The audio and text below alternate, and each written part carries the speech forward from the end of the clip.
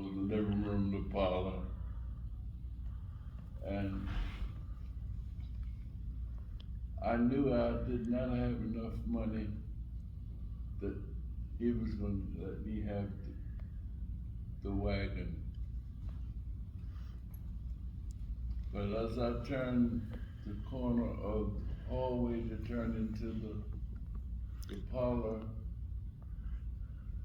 there was my wagon. My mother had gone over and paid the wagon off for me.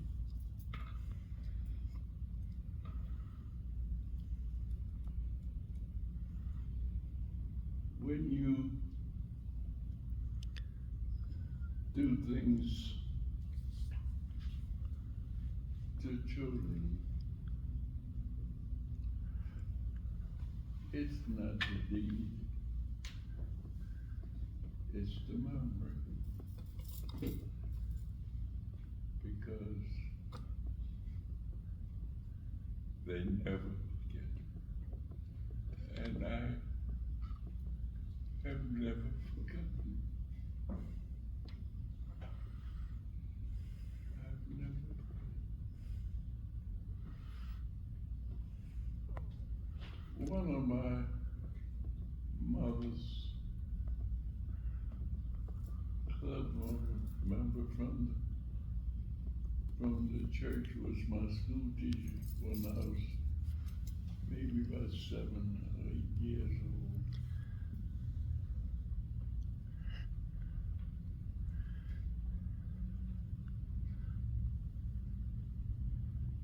And she said to me, Joseph,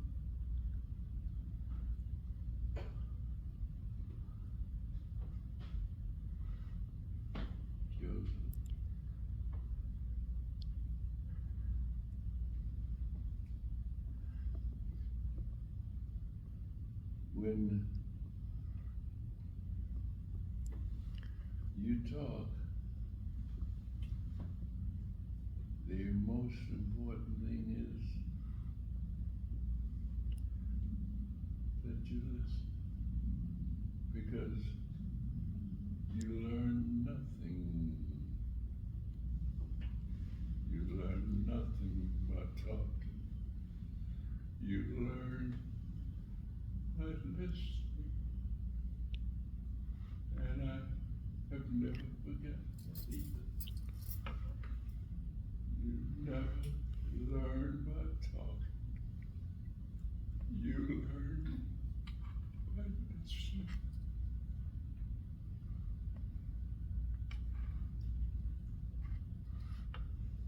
I have tried to schedule my life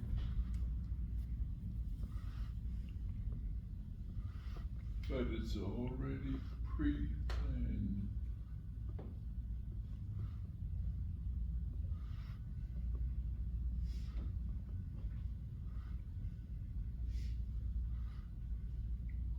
I said earlier, I wanted to see the world and I didn't have the money.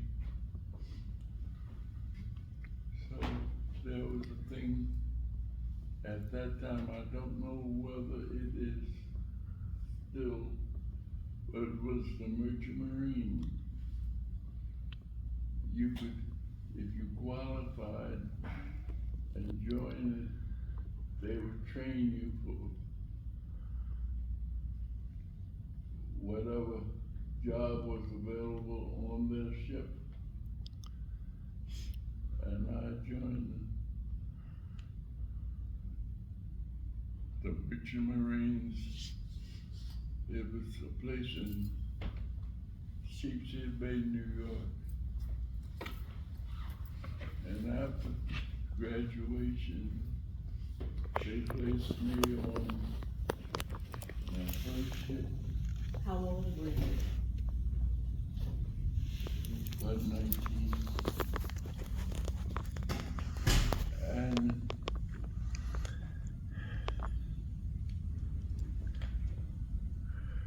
when I stepped ashore, I was home. Where was that? He When you carried me, stepped ashore, he where? carried me to a place called Olean. I'm not sure now, but it was in Africa. And I said, how many of my family or people that I know got to go home? We've heard, everyone in this room has probably said at one time or another, we went to see our great-grandmother in England or Ireland or Russia. All that we can say is we went to North Carolina. We don't even know where we came from. We don't know our name because we got our name from the people who owned us at the time. We don't even know our name. We picked up their name. Parker probably came from the people who owned our town.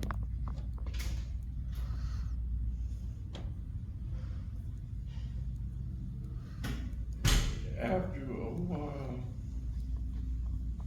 when I was 25 and a half, thank you.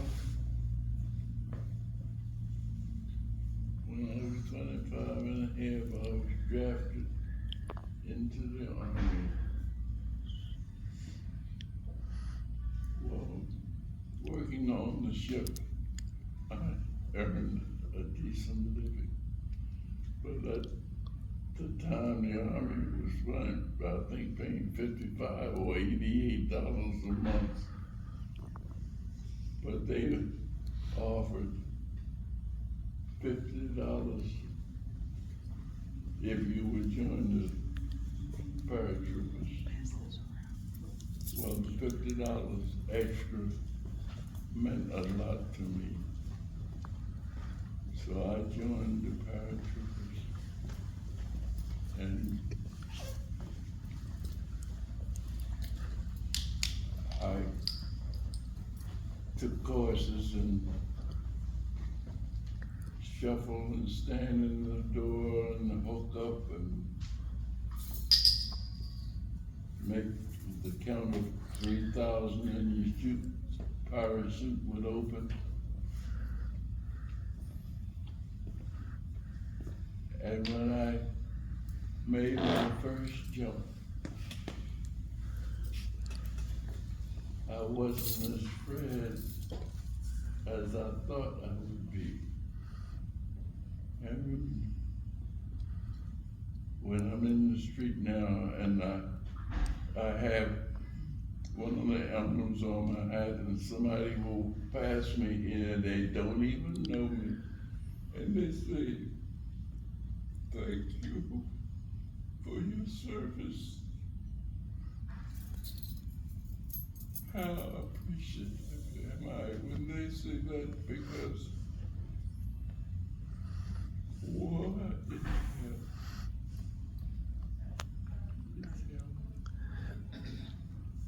And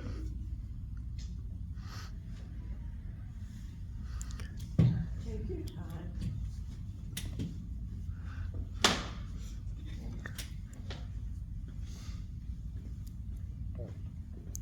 and I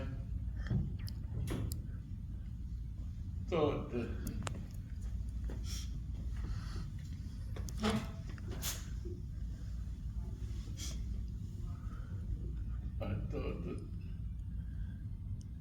being in the Army was going to be a problem, but it was a pleasure. It was a pleasure. Well, talk about And now, what you did when you came home from the military. okay, Yeah.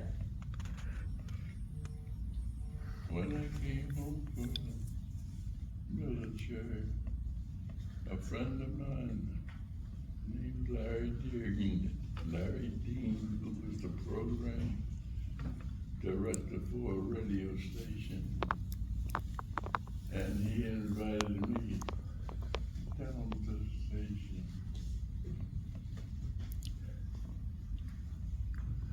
And I never really left there. They just kept me.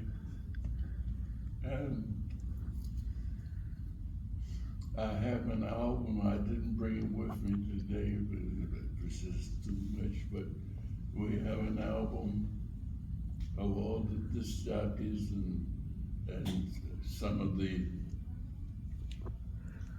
artists at that time were on it, including the picture of me. They had me on it too, so. But anyway,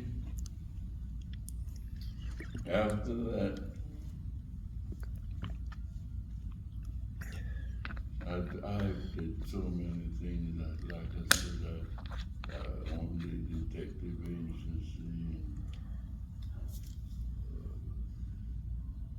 So many other things. Joe, what was it like being a detective in Baltimore at that time?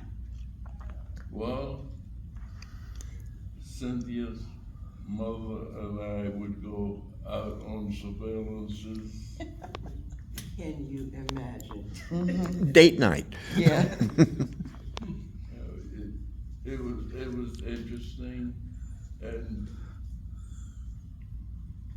some of the stories that the person would tell me that was hiring our agency, you wouldn't believe. You wouldn't believe that some of the things that the people get into. But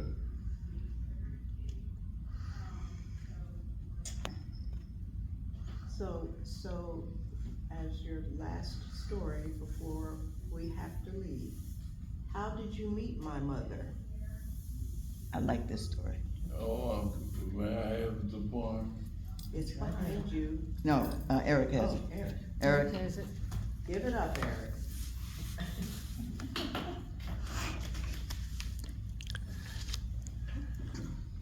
Thank you. I Okay. would, oh, you. It's yours.